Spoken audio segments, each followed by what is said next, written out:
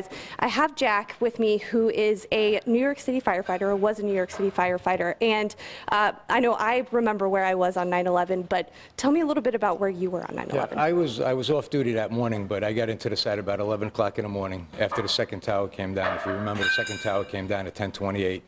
So I was there after the second collapse, and we just spent almost 9 months of my life searching and trying to recover people and their bodies from that devastating attack.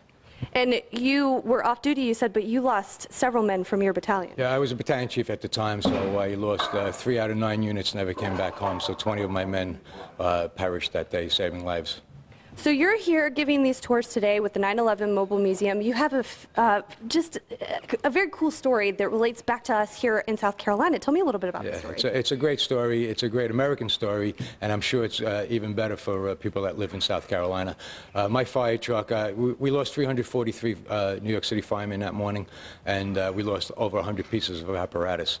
It dates back to 1865 during the Civil War. New York City sent a fire apparatus to Columbia, South Carolina, Columbia being the capital of South Carolina, and to help them extinguish their fires during the Civil War. So fast forward to 9/11, the kids in White Nose Middle School, Columbia, South Carolina, know their history, and that's what this is all about, knowing and remembering what happened to us as a country. They knew their history, knew that New York City helped them in their time of need, and they decided to raise money. So what these kids in White Nose Middle School did, they raised over $500,000 and in 3 months brought up a check to my firehouse to help us pay for Ladder Company 101 that we lost 7 guys from.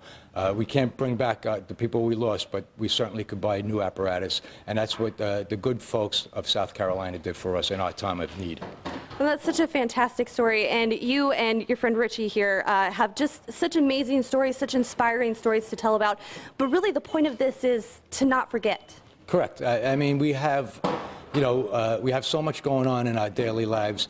I ask people what happened, where they were on February 26, 1993. That was the first bombing of the World Trade Center. And people look at me like I'm talking about a foreign distance, or they don't realize what happened to us. But that was our wake-up call. And I always say government's #1 job is to protect its citizens.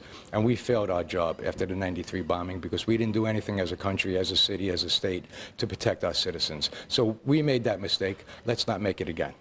Well, thank you so much, Jack, and you can come meet Jack, his friend Richie, who has an amazing story to tell as well. You'll definitely want to come check it out. As Annie said, it opens at 10 o'clock, goes till 4 o'clock this afternoon, 10 to 4 tomorrow as well, and it's free here at Patriots Point in Mount Pleasant.